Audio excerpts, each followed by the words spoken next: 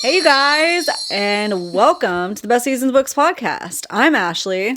And I'm Liz. And today we are following up on our nostalgia reads, and we're giving you our high school books that made us. Yes. I'm so excited. Yeah. I loved the last one, but I'm really excited for the high school ones, Me too. Me Golly. too. And just to kind of like give you guys a heads up right out of the gate, no spoilers this episode, because we're just going to be talking about our top 5 favorite high school reads each, which we did not discuss ahead of time. So yeah. We kind of already know somewhat, but not really. These are going to be nice surprises for both of us. I think so. Yeah, I think it's going to be great. I'm so excited. And yeah, so you can totally stick around. You don't have to worry about spoilers. If for some reason we're going to say a spoiler for one of these books, we'll tell you to put the earmuffs on, but it's been a while. Yeah, I don't remember these books in that great a detail. I know they created a foundational formation to who I am as a person, but I don't exactly remember why sometimes, you know? Yeah, we don't remember full plots.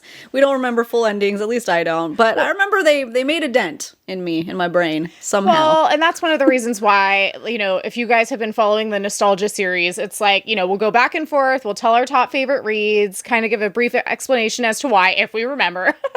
And then I'm going to be putting all of them, going to literally be writing them down, putting all of them in a jar, picking one out for us to reread. So we did this with our elementary and middle school reads, and so this will be high school. I think we're both looking a little bit more forward to this, which will be great. Yeah. So yeah, we'll tell you to put on the earmuffs if you need to, but you should be able to stick around for all the good stuff today. And then maybe you'll read it with us, because we do make fables for everything. Yes, you can read along and get some nostalgia. Maybe you read it too, maybe you didn't. You want to figure it out, because these are more young adult almost. Yeah. Kind of age or group. Even, I have some adult ones in there too that we read in high school. So yeah, definitely.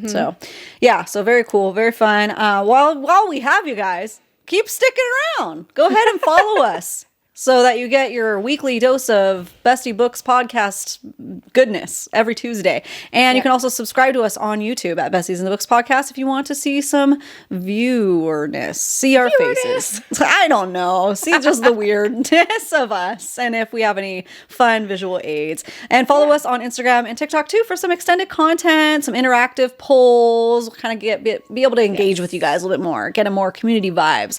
And we're having a lot of fun over there. And that's at Besties in the Books podcast too. Yeah. Super easy, super simple. We love it. We love you guys. Thank you so much for watching us and supporting us. We appreciate you so much. Yes. Ooh. So, okay. So let's kick off the episode with our usual fave and fail of the week. Yes. Okay. We decided to go, this was Ashley's idea and I loved it. We decided to stick with the high school theme. For all of our millennials out there, you'll get it. We have a lot of fun talking about these throwbacks. Oh my gosh. If you guys see me picking at my face, it's because I have a little tiny hair. Oh. And it's somewhere. Can't stand that. Makeup brush hair and I don't know where it is and I couldn't see it and it's probably under there now somewhere, So anyways, that's what's going on with me. I don't have some type of weird nervous tick going on, but that would be fine too. But we are going to be talking about our faves and fails high school concert edition today. Yes. So anything in that time frame of our lives, another crucial thing that made us, maybe concerts that made us, if you will, music that made us for sure, which we could do a whole episode on in its entirety. And this is early 2000s. So we went to high school in 2002 to 2006. So just to put it in perspective for you guys there, that kind of music scene. Big into the punk rock scene, emo scene, alternative. That's what we were into during this time frame that we'll be discussing. The heyday of pop punk and whatnot. Although it is making a comeback now, so that's cool. And it needs to come back faster. I'm loving it. I'm seeing it. I love the angst. We need to keep it coming. Yep. Let's go. Okay. So, all right. Do you want to go first this time? I'm curious. Sure. Okay, let's hear it. So my favorite concert of high school that is ingrained in my memory, and maybe it's cheesy, you guys. I don't care. I'm going to say it anyways. But it was actually the first concert that Liz and I went to together because it was so fun and we're just running around being idiot freshmen. And we went to I believe it was the Honda tour for Newfound Glory, MXPX, Good Charlotte, I can't remember if Newfound Glory or Good Charlotte was the headliner, but they were both massive at the time. Yeah. Okay, they're both massive in their heyday. And we loved MXPX too. And I remember being like there because my mom took us. We're like in the, not nosebleeds, we're pretty dang far back, you know? Yeah. And I remember rocking out to MXPX and everybody's still sitting down. Like the lights aren't even fully down yet. They were like, and I was like, dude, they've been around for so long at that point. But anyways, it was so fun. My favorite part about that concert, like that whole experience, because that was like my first, at least, I don't know about you, it was like my first like punk rock concert. So excited. I don't know about full punk rock, pop punk, you know, really. My first was actually Blink-182. Oh, that's awesome. Yeah. Wow, dude. Put that on your metal board. I don't know. Whatever you put an award for best like first punk rock concert. Blink-182. That's awesome. It was the Mark, Tom, and Travis show. We'll just do a little side tangent because this was not in high school. I was probably 11 or something. I was too young to be at the Mark, Tom, and Travis show. I love it. My friend's dad took us. I'm pretty sure. Yeah, it was my friend's dad. And it was like horrifying. Like the whole time I was like, this is great. And like, they're just saying the most like raunchy stuff. And like her dad was just kind of like, what did I bring these children to? Yeah. I love that. But anyway, that was my first punk rock show. It was great. I'm glad, I'd have it no other way. But anyways, continue. That's great. So my favorite part about that show was like me and Liz, like when we do an experience, like we do an experience. So this was like the first of us like doing the full feel, full vibes. So it's like the age of Good Charlotte when you have the like punk mini skirts coming in with the plaid and the straps and the big boots. And this is the end of freshman year. It was like right before summer too. Yeah. So like full. So, and my mom like was okay with us doing like the full makeup. We did like the Good Charlotte tears. And I remember us. So was we're this in the my bedroom. eyeliner incident? Oh my God. I'll never forget this. I mean, neither. It's great. I almost stabbed Liz's eye out.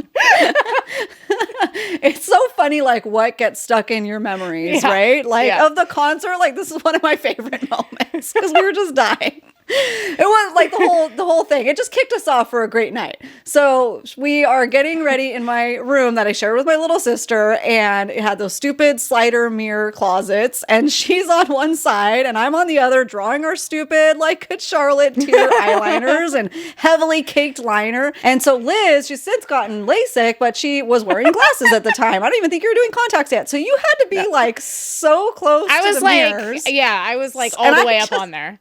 I didn't, in my defense, I didn't know because I didn't think about it because I didn't wear glasses. So I didn't realize how close she was to the mirror. And I went to like slide the things to get something. And of course it had to be the slider that popped out and it freaking jabbed her pencil into her eye. Obviously everybody's okay. That's why we can laugh about it. But oh my God. I was fine. My eye was fine. Man, it was one of those things. Probably just funny to us, but yeah, it was great. It's great fun. So that just kicked off the night of just silliness and just running around and being dummies and just jamming out, man. So it was just a good time all around. You know, my mom was there, like, trying her best to dance to it. I'm pretty sure Gabby was there because she's 8 years younger, my little sister. So she's trying her best. I felt like somebody else was there, but it might have just been us three. Maybe. But I don't know. It was a great time. So my fail for high school concerts, I need you guys to really understand this. This is a really big fail. Like, I want to cry. Okay. What happened? I never got to go to Warped Tour. Oh, ever. Okay. I was like, what's your fail? I had a very hard time coming up with a fail. So, yeah. Yeah. This one came right to me because I'm like, you know what? I'll never get to. And this is why we are going to the When We Were Young Fest as many times as we can. While we want to. So we'll be at that again because that's the closest version of Warped Tour. I mean, super expensive, although more comfortable. You know, they took us millennials into consideration. So anybody wondering about how that is, there's lots of shade. There's AstroTurf instead of dust and dirt. Lots of water. It's definitely an adult version from what I think maybe of Warped Tour, except I feel like the band members are probably walking around less because they're not really worried about getting their music out there anymore. Yeah, totally. They're just jamming. So that's my fail, is that I never got to. My mama wouldn't let me. Mom. My mama and then when I got out of college, I didn't have money to go. I know. My parents wouldn't let me either, but I snuck to it. Mom and Dad. Oh, I didn't know that. You didn't know that? I didn't know you snuck to it. I thought you just got dropped off or something. No. Well, it was in Sacramento. Okay, so we told our parents we were just going to Sacramento to visit. So I went with my tennis partner at the time. Her sister lived in Sacramento and went to Sac State. And so we told our parents that we were going to tour the university. And we went to Warped Tour. Nice. Yeah, so sorry, Mom and Dad. You probably know that I did that, but we haven't had that formal discussion if you were listening. Wonder when she went to Warped Tour. That's weird. I don't remember. That's hilarious. And it was amazing. However, it was not what comes to mind. Like, it was great. We talked about it before. I met Mike Herrera, who signed my jeans. It was a pivotal time. Okay, it was great. Yeah. I actually had a really hard time picking faves and fails because I have so many good... I would argue that every single concert that we went to in high school was amazing.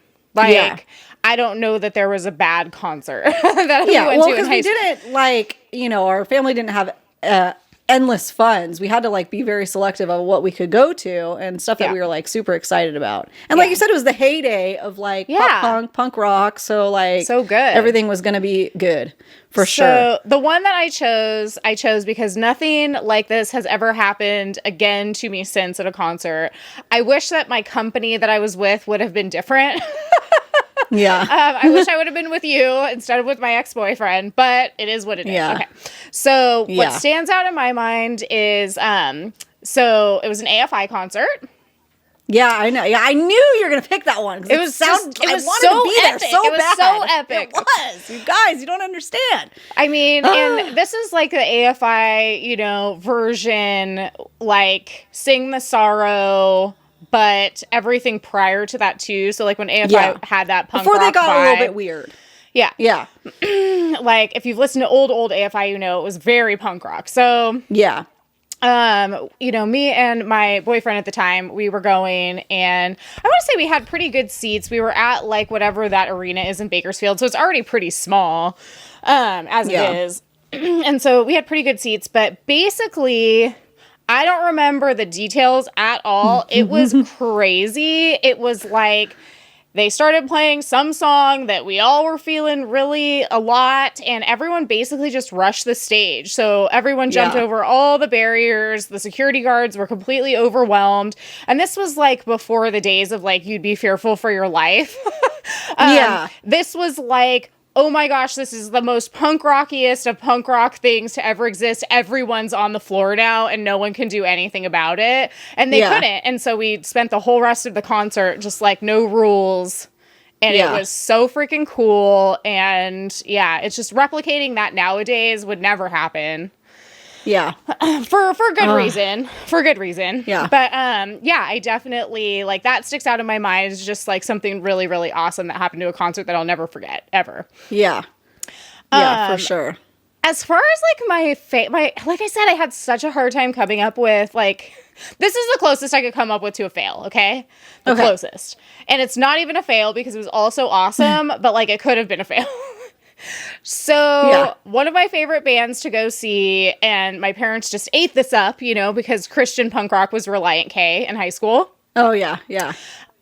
And I mean, I saw them multiple times. I saw them at Magic Mountain. That was one of my favorite concerts for sure. Like roller coasters. Which apparently I was there, and I don't remember being there or something. Oh my God, it was so fun. It was so fun. Okay, so anyways, I was going to see Reliant K, and it was like at the Kern County Fair in Bakersfield, like at the fairgrounds outside, and it started pouring down rain. Oh. And so, like, I remember I was with like a group. I don't think you were there at that one. I'm pretty sure you were not there at that one. And I was so pumped, and everyone was like really excited to go, and we had driven, Bakersfield was like an hour from us, and so we had driven like an hour. And it was just dumping rain. The concert was going to get canceled. And then Reliant K came out and played the whole set in the rain. And it was awesome. Oh. Yeah. So see, it could have been a fail. Could have been a fail. That's the closest I had. Because honestly, like when it comes to like concerts in high school, all I have is like good memories. Yeah. That's it. And that's fair. That's what I have no fail of an actual concert. I have a fail of not being able to go to one. Yeah. So could have been a fail. Reliant K, if you listen to this, just know, thank you for playing in the rain. Yeah. And you know what? I got to give a shout out to freaking, if it's still there, God knows who knows, I don't know. But in Bakersfield, Jerry's Pizza was an underground concert venue. And we went to several concerts there and it was just so much fun. How under 18 was allowed there? I don't know. There was no drinking involved or anything like that, but it was just like so seedy and like, shoot, it's just in the middle of downtown Bakersfield, which is not nice. And it was just so fun. And we discovered bands there. We saw Matchbook Romance there. I remember that. That was I still have that epic. belt buckle. We saw Homegrown there, which actually my husband actually knows one of the singer. He knows Johnny Trash, but we're going to go see them for his birthday. They're coming and playing in Hollywood in June. We're so excited. So that'll be fun to kind of see them again. It's been years. So we're having a great time as millennials having all these bands come back. And I hope you guys are too. Yeah, because even even if you didn't like pop punk and you're more pop, like Backstreet Boys were touring again and Sync was touring again, so it's a great time to be alive, man. It is a time to be alive. I know. Yeah, I actually have thought about Jerry's Pizza a lot over the years because we did. I remember we saw the Plain White Tees there before they got big. Yeah, like there's just. I'm sure we could look at a lot of the like little rosters and see that it's kind of like a ton of those bands that were like up and coming at the time. They were. That was the time of street teams. Like they were trying to get their name out, literally hitting the pavement. And it's funny because my husband, who did not live in Bakersfield, who I, married, obviously, he was touring when helping with something corporate and they had gone to Jerry's Pizza. We didn't go to that show, but I'm like, that's so weird. It's so crazy that he knew what Jerry's Pizza was when we were like being nostalgic when we first were getting together and talking about bands and stuff. And he's like, Jerry's Pizza? Yeah, I've been there. Yeah. I love that. I actually have neighbors here that were at the same Newfound Glory show that you and I went to that I talked about, who met there. That's when they met and fell in love and they got married. And like now they're our neighbors 4 hours away. Like it's weird. Like it's so random. Oh, it's all connected. We're all connected, guys. It is a small world. I want to know if any of you guys listening know of Jerry's Pizza. Yeah, tell us, please. Yeah. Oh, you don't eat the pizza. You go for the shows. No, don't eat the pizza. It's like the super seedy pizza place with a downstairs basement that is definitely, at least back when we were in high school, not up to any type of like health code, safety code standards. Cockroaches everywhere. Yeah. But that's what made it fun. Yeah. And low ceilings. Like very you're not hot. supposed to crowd surf, but people Ashley do. would And you're all just the like, time. Yeah. It's the best. It's super fun. Here, okay, so my dad said that he's listening to the podcast, okay? So we're going to give Dawn a shout out. We're going to do we're going to give a test. We're going to do a test and see if he's really listening or not. So the only reason we were oftentimes allowed to go to Jerry's Pizza was because Don, my dad, Mr. Don, he would load us all up in the minivan and drive us to Bakersfield, and then he would stand guard in the back of the venue for hours at the shows. Yeah, for hours. And like there wasn't, phones back then. I mean, there were phones, but not like iPhones. There's nothing to do. Like you're just going to sit and wait for your daughter and her friends. So like freaking thank you, Dawn. Yeah. Thank you. I mean, in our defense, it did get him into a lot of good bands that he still listens to. Oh, nice. Yeah. I didn't know that. That's awesome. It kind of got him a little bit more into like the punk rock stuff. Like he liked it because he would hear it, when I would play it and stuff. But yeah, he got into a little bit more into it, I think, from having to like go to these different shows with us, which I thought was cool. Yeah. I love that. I love that. So cool. So now I'll find out if he's truly listening or not. Yeah. Oh, well, thank you. Thank you, Dawn. Thank you for the parents that were able to get us to these places because it helped formulate us as people. Add into the formula. Adding to the formula. Adding to the brand formulas. Mm-hmm. Yep. Okay, so we should get into our nostalgia reads. High school. Yeah. We should do it. Let's do it. Let's do it. Okay, so first of all, I just wanted to say I didn't put these in any particular order, so I don't want people to be like, that's your number one. Like I saved my number one for the very end, but otherwise there's no order to this. No rhyme or reason. No rhyme or reason. They're just at random. I do have a little jar that I'm going to be writing down everything and putting them into the jar to pick one out at the end for us to read. So I'm exciting. so excited. Woo. Okay, so I'll just start with my first one. I'm curious if we're going to have any that are the same. I kind of tried to be strategic a little bit because I wanted us to have different options. Okay, so my first nostalgia read from high school that I am completely obsessed with to this day is The Great Gatsby. Oh, yeah. Yep. And so I had to throw this in there. I have not reread it probably since college, I would think. So it's been probably at least 10-ish years or so. Yeah. Everything about The Great Gatsby I'm obsessed with. The story I'm obsessed with, obviously. But then also, like, there just ain't nothing better. I was just talking about this with the girls over Girls Weekend than Robert Redford playing Gatsby. Like, yeah, I did love Leonardo though. That is like, okay, we talked about Leonardo DiCaprio in a recent podcast, but like him in Great Gatsby though, changed my mind a little bit now that I remember. That's probably the only time he played a character that I was like, oh yeah, for sure.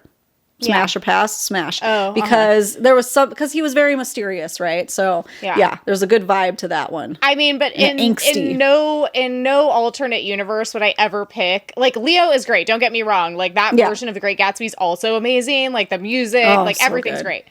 But in no world would I ever pick Leo over Robert Redford in his heyday. Like, there's just no way. So yeah, I'd have to think about that.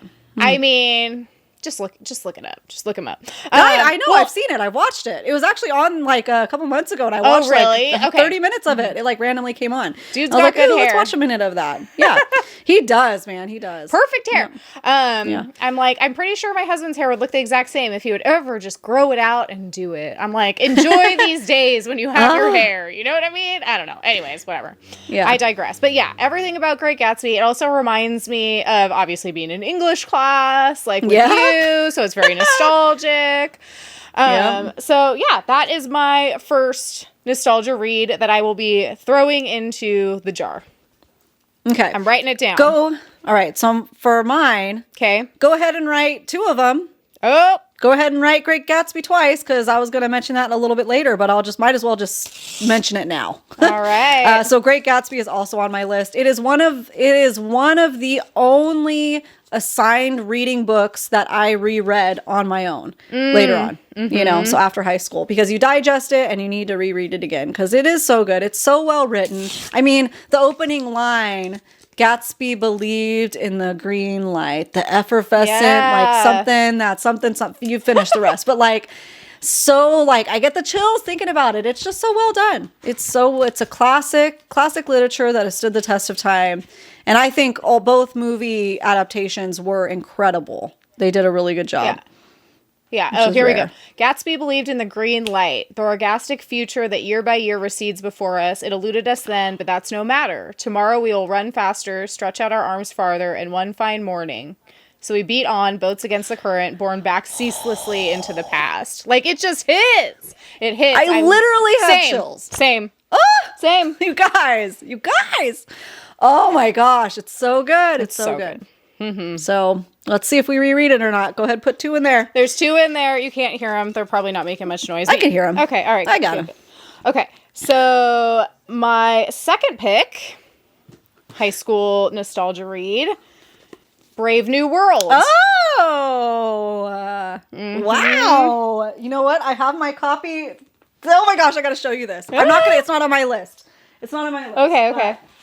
I do have my library copy that I never returned senior year to the school, and my mom had to pay for it because it like kept getting like forgotten. It's like, look at it's yellow now and everything, but I cannot part with it because it was a good one.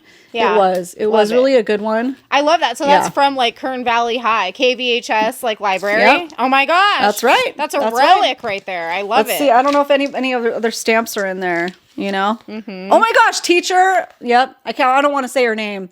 Honestly, I could. Unfortunately, she did pass away, but she was an incredible English teacher of all 4 years. Teacher. She was our favorite. We were in AP English and nobody ever taught us some of the basics. And she realized that because like we got to like when you're in GATE and AP, you kind of are assumed to have known some certain things and just put into extracurricular classes and given harder books to read and things like that. So some like paragraph structuring and stuff we were never really taught. And our English teacher in sophomore and junior year never graded our papers on time. So we could never learn from what we would do. You know, we could never improve upon our writing skills because he would never get it back to us until like 3 months later. But or just lose your stuff entirely. Yeah. Yeah. This teacher did take the time. She took a month out of the curriculum to actually make sure that we knew how to properly structure sentences. So we love her so much, miss her, and that was from her class. So that makes me want to tear up right now that it says that and everything. Yeah. Okay, but you talk about the book. You know, honestly, I remember really, really liking it. I reread it again, like I said, I want to say like in college. And it just really impacted me because it was a lot of like, it's a lot of new ideas. I think that as a kid, you aren't really used to like looking at things through that kind of like lens, that critical lens to your like reality so much. And so, I'd be it's a curious futuristic to read it dystopian type of book. Yeah, exactly. Yeah, exactly. Yeah, definitely. And so I feel like, it really impacted like my thought processes moving forward when like analyzing other books too, which I think is partially, I don't know, one of the reasons why it was assigned. I think that the reason why, I don't remember which grade we read this in, but... Well, I do now. Oh, okay. 2006. So that was the year we graduated. Okay. That's why I still had it too, because we like were graduating. It was like the end. It was like one of the last books of the year. Yeah. Well, I was going to say what would have made sense. I mean, I don't know if our like younger brains would have been able to really like even digest it. I feel like in high school, you rarely digest a lot of the things you read anyway, really to their full capacity. But I feel like it would have helped to critically think about future reads if we would have read it sooner than senior year. You know what I mean? But anyway, I'm just excited to reread it. If we don't read it for the podcast, it is on my like TBR to reread it at some point soon anyway. So definitely. That is my number 2 nostalgia read. I'll go ahead and throw that in there. What's yours? Okay. So mine is another, what's it called? I don't know. What is it called? Okay, well, whatever it is. Assigned reading. Okay. The freshman year. Oh, okay. It was also AP class. So this was Farenheit 451. I almost picked that, but I didn't. Okay. Everybody knows Farenheit 451. I mean, if you don't, you should. It's a classic, another classic literature. And that's what a lot of these are, sounds like. So that book is all about the book burning, you know, the people that want to burn the books. And I think that will always be important for children to read. And I think it's actually banned in a lot of schools now, which is horrible because that's literally the point is not banning books. So so we read that and our teacher was amazing and really digested that book with it through us because we were freshmen, and I felt like she really took her time with that book and educating us of the importance why we don't burn books no matter how you feel about them, even books that you agree with. Would you want people to be banning and burning those books? Obviously, age appropriate is essential, but you know, I think it's very important that we need to keep literature around.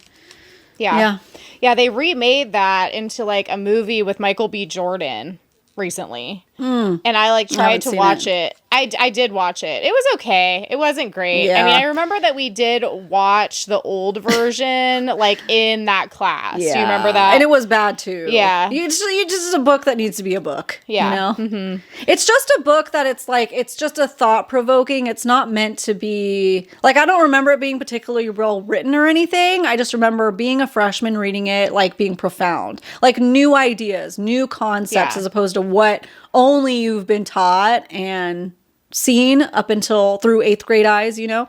Yeah. So just like, seeing a new side of the world. Like people want to go around banning books and stuff. So, yep. Okay. Yeah. Good choice. Oh no, I'm dropping mine. Okay. All right.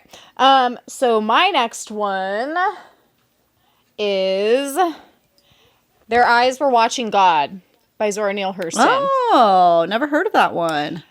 I feel like you should have, because I'm pretty sure we read it in the same class.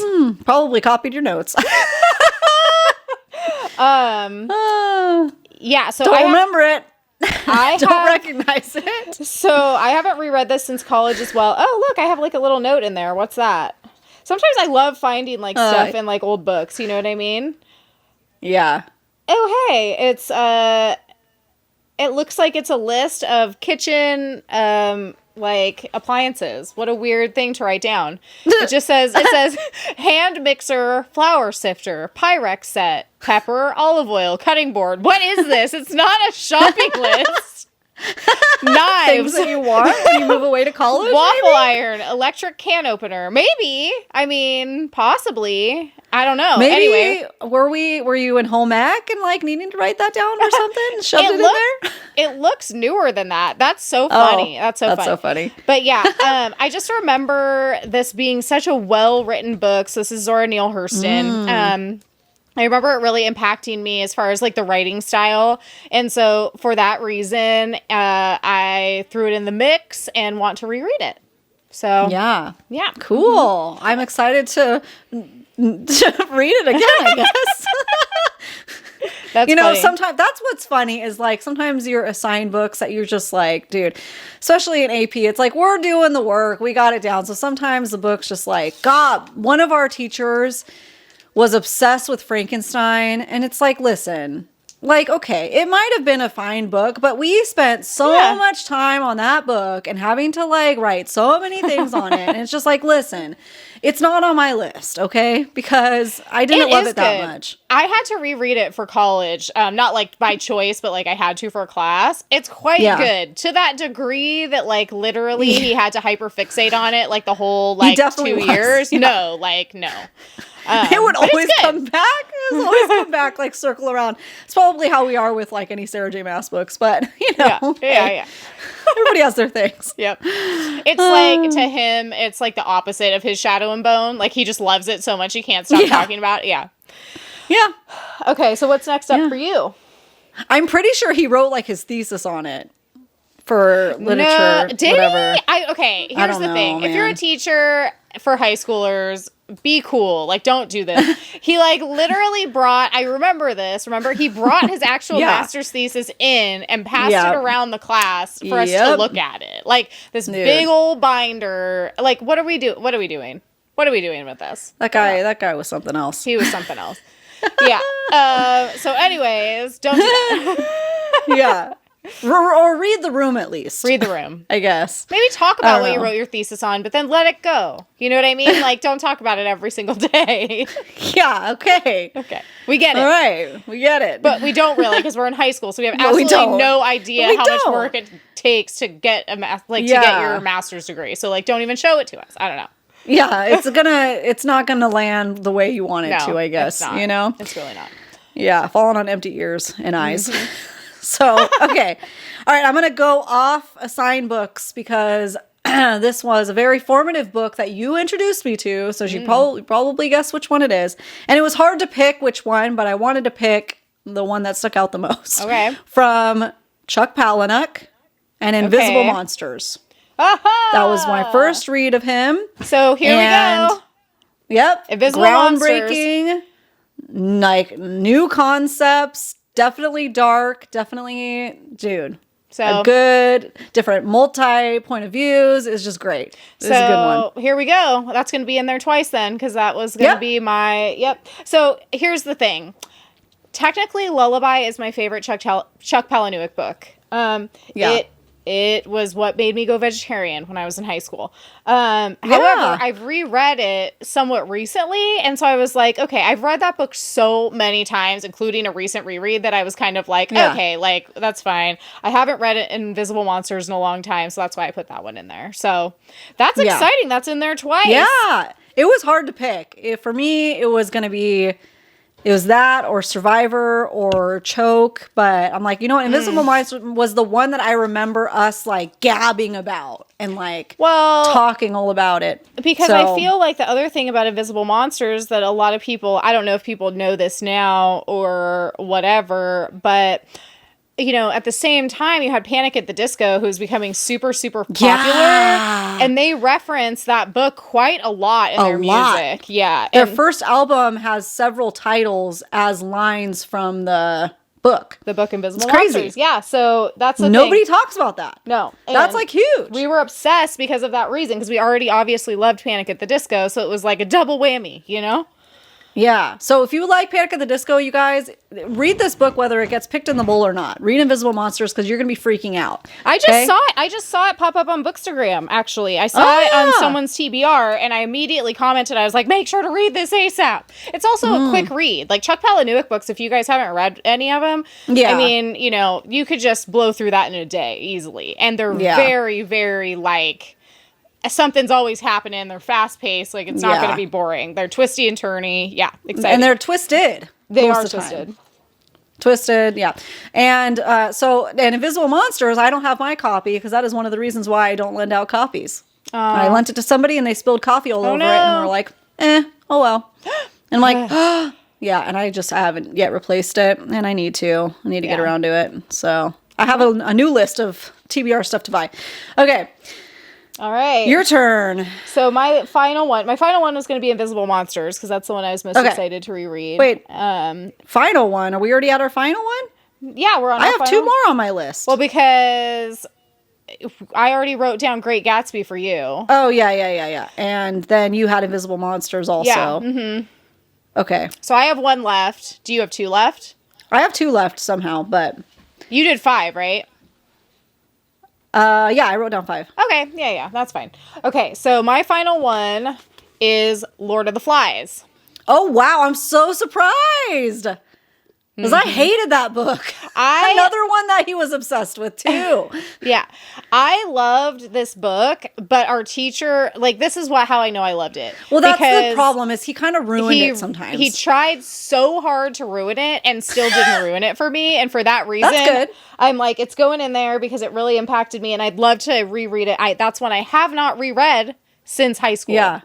Okay, yeah, I'd be interested to reread that now, though. Yeah. Because I think it was just a like, oh my gosh, like, okay, guy, you know? And having to digest individual paragraphs and like do all that. So I would like to read it from a new perspective.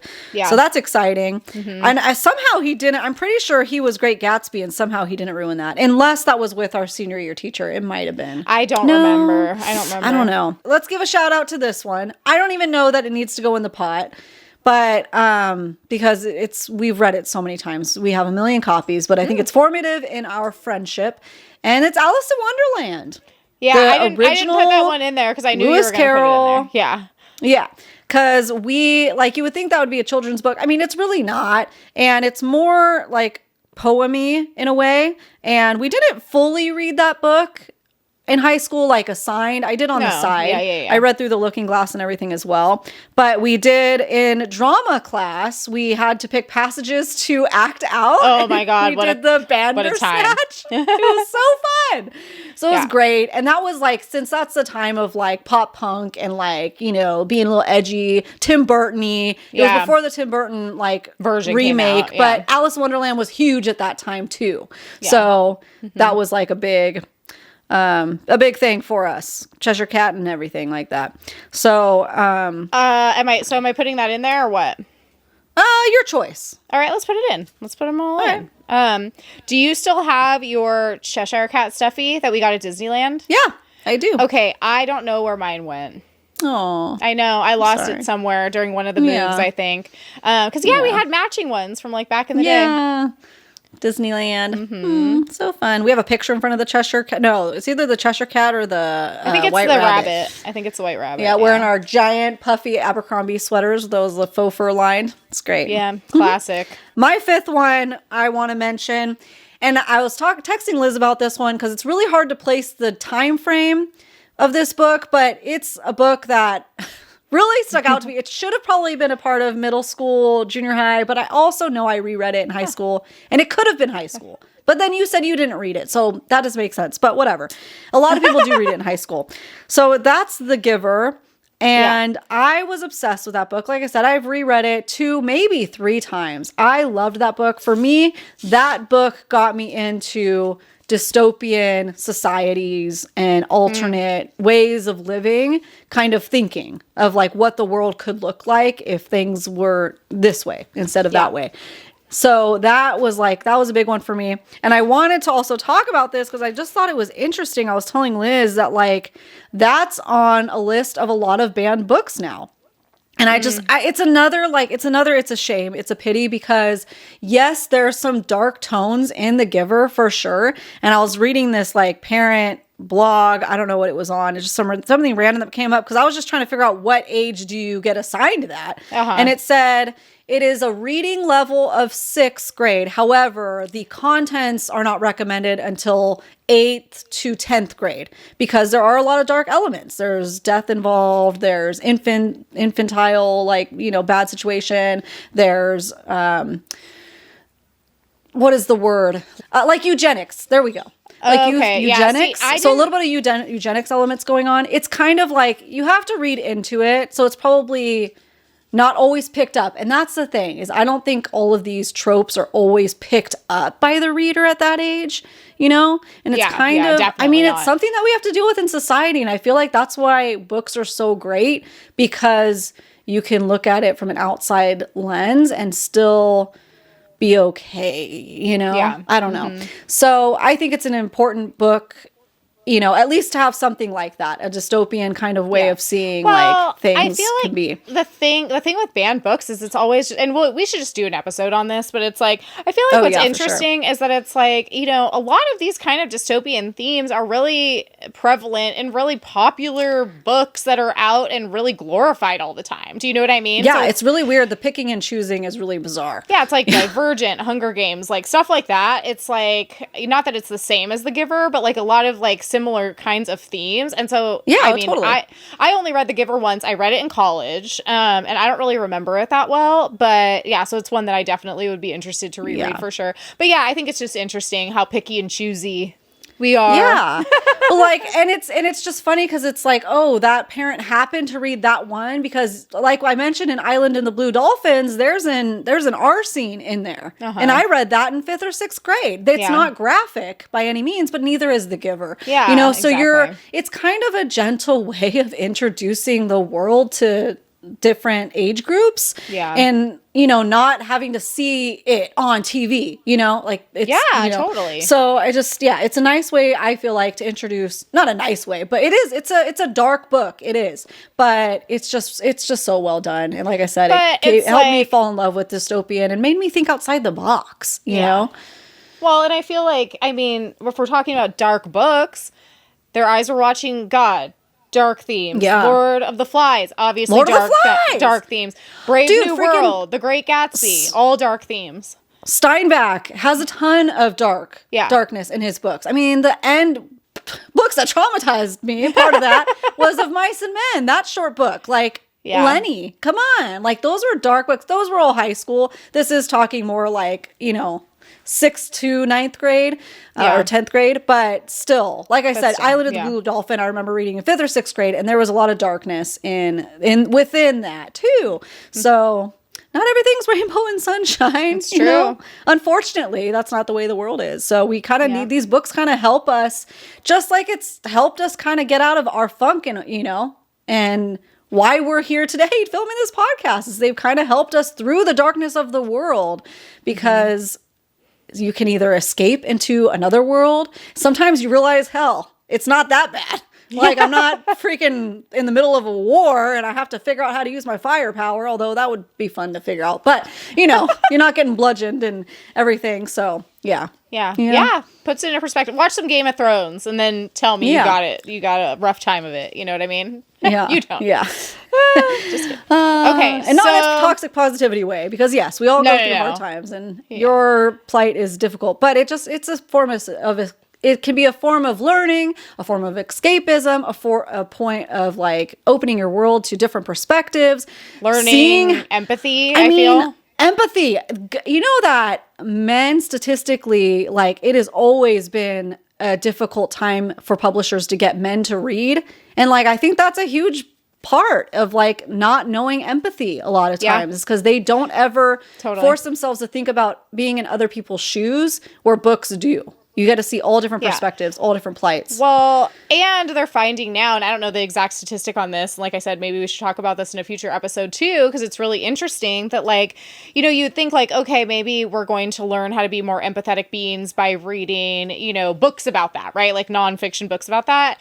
And actually they're finding that fiction is just as effective at teaching empathy and instilling those like really deep-seated kind of like values in a person, just because, like you said, you're putting yourself in someone else's shoes constantly when you're reading fiction, which I think is really, really valuable. Yeah, totally. Yeah, for sure. For sure. Okay, so we've got all of our picks inside the jar. I don't know if you guys can hear them, but I'm shaking them up. What is it going to be, guys? What is it going to be? What are we going to read? And then what are you guys going to read with us? How exciting. Yeah. I'll start a fable for this soon once we decide to get started on it. All right.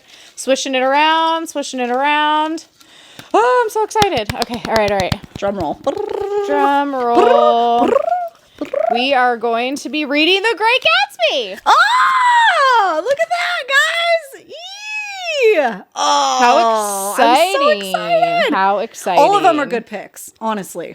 All of them are good. Yeah, no, that's awesome. I'm really, really excited to read it. Yay. It's going to be so fun. It might inspire a rewatch as well. Like, that's going to be fun. Yeah. Oh.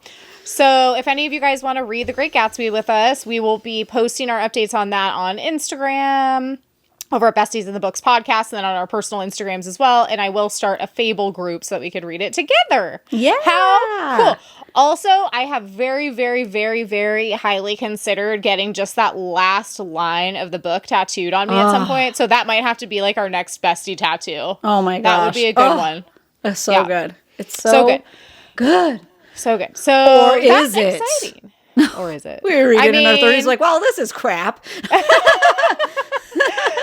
I think it'll probably just hit even better. You know? For I sure, think it's for just, sure. we're going to like it even more. Yeah. Okay. Well, that was a success. What a success. I love that. That was one we both put in there. Obviously, there's a lot that I would like to reread still that didn't get picked today. So, God, but need more time. I'm pretty stoked. I wrote my Smasher Pass down on a Post-it today so that I remember it. So Okay, do you want me to go first, or do you want me, what did I even say? Shall I go first, or do you want to go first? Okay, go ahead. Hit me with the best shot. Okay. Smasher I can't even talk right now. I don't know what just happened. Something broke in my brain. This is a podcast. You don't need to talk. You're good. Okay. Smasher Pass. Adult Groot from Guardians of the Galaxy. Splinter Central Pass. Golly. And you? I mean, it's a pass for me, but I just had to, I think at this point, I'm putting things out there so that we can find out how many people, when we put the poll up, who would smash Adult Groot. I had to be specific because obviously we've known Groot now in all of his different stages. So we're talking full-grown adult, huge, tall Groot that we all love. Do I want to be his buddy? Absolutely. Oh, for sure. Absolutely. For sure. Yeah. And, you know, as we go down this new journey of monster romance that you know that we're all on. You know, things are going to get weird. So far, we're both a pass on Groot, but I'm sure someone out there is a smash. So I'm excited to see what happens with that. Just think of the splinters, though, man. So many splinters. Well, it's bark. I know, but it is That's bark, a little too rough. Okay. Let's just assume that there's like a magical like shield. I mean, still pass, but he just seems cool. He seems cool to hang for sure. I hang out with him. It's a little too skeletal almost, though. You know, because he's buff, he's ripped, he's a ripped tree, but you can kind of see through him a little bit. They're almost rib-like. He's a buff tree. He's a buff tree. He's buff. He's a buff dude. It's true. All right. It's true. All right. What do you got? I have to be specific with this one for you because I know what you would answer if I gave you options. So you do not have options. Okay. Right. Animated Captain Hook. Animated Captain Hook. No. Only. Pass. Okay. Definitely pass. Just need to make sure. Because I know non-animated, you would pick all the other ones you've read about. Yeah, all the ones I've read about, like, not like live action movie versions, though. Like, I didn't even think about him. Yeah, no. Yeah, no, they're all in the same category at that level to me. I don't know. Yeah, they're a little goofy. Yeah, They're a I little mean, goofy. so I'm thinking, I love the movie Hooked so much, but Hook is, what's his name? He's hilarious, but no, pass. What's his name? I don't remember. He's in Meet the It's been so Parents long. or Meet the Fockers. It's great. He's great. Yeah, no, I can Daniel, picture him, not but I Daniel don't- Day-Lewis. That's a totally No, different no, guy. no, no, Anyways, no, not the but I know who point. you're talking about. Yeah, he's great. Yeah, but like James Barry from Hooked by Emily McIntyre, smash. Obviously, like from the Vicious Lost Boys series by Nikki St. Crow. Yeah, all the like dark romance Captain Hooks for sure. But animated or live action, you know, quote unquote Disney kid versions, no. Yeah. That's a no for me. Oh, we did watch the new version that Peter Pan? where it was Jude Law, and he was still goofy. Yeah, and creepy. Was it the Peter Pan and Wendy, that one? Yeah, The whole yeah. movie was creepy. And then that other one, too. They've come out with a lot of whatever. There was another, I think it was just called Pan. That movie was so creepy. Like, he takes the boys from their beds and stuff. I don't know. remember. I couldn't get down with it at all. But yeah, that's past But I all was around I, for me. you know, I'm in. Well, yeah, because I'm like reading all of these like dark romance retellings of Peter Pan, and then I see that this new movie is coming out where Jude Law is playing Hook, and I'm like, here we go. Yeah. Buckle on up for this journey. And then I'm like, no, it's terrible. Yeah. So he's turning that corner. He's rounding that corner where I think he's going to start losing his handsomeness or something. He's going to just start being a little bit like an old man, kind of. A little bit. Which it's like, there's just so many guys that like, you know, they take the turn and it goes well. Yeah. You know, Christina and I, my sister and I were talking about this recently because we're like, oh my gosh, how old's that guy? How old's that guy? You know, it's like we're finding out that, you know, the Brad Pitts of the world are all kind of like in their 60s at this point. Yeah. So, and they're doing okay. But yeah, Jude Law, I don't know. Oh, he's Something only weird. 51. Dude. Maybe it was not the going well. makeup and hair. Or maybe it's like he has that baby thing, you know? Some babies are like really cute and then they don't grow up cute. He's like, And then he takes a I don't turn. know. He takes a turn. You know how, okay, this is something that tripped us out because we were looking everyone up. Like Tom Cruise is like 60, like, yeah, Brad Pitt is like somewhere around there. Like we were just kind of going down the rabbit hole of like how old are these guys now? And we thought that Leonardo DiCaprio was around the same age as them because of the way he looks. He's actually much younger. Yeah. Like I can't remember how old he is now, like, but like it. I'll look it up too. Yeah. I look can't it believe up. Jude Law's only 51. Yeah, it shocked us. We were like, there is no way. How is he only that old? And we were totally just like minds blown. Like, which makes sense just given like the timeline of Titanic and stuff, but still. But he also hangs out with like Brad Pitt and kind of the older generation too, you know? But just the way he aged. He's only 49. Dude, he's 49. Yeah. There's a 4 in there. Like the first number is a 4. That's crazy to me. That's like, crazy.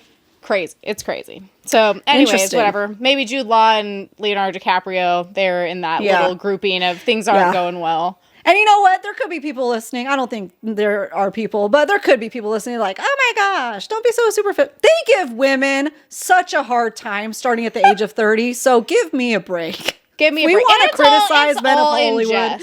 Yeah. Yeah. Like, It's all sorry in that jest. you It's look like, 65 maybe. And you're not. You're 50 Here's the thing. and 49. Leo's doing fine. He's doing fine. He doesn't care. He's fine. Everything's fine. care. We're just random people in our bedrooms filming book podcasts and going on side tangents. Yeah. And you know what? He's doing fine because at the end of the day, what are we going to do? We're going to go rewatch The Great Gatsby. Yeah. And that's just how it's going to happen. Yeah. Oh my gosh. I can't wait. I know. Guys. I know. Wait.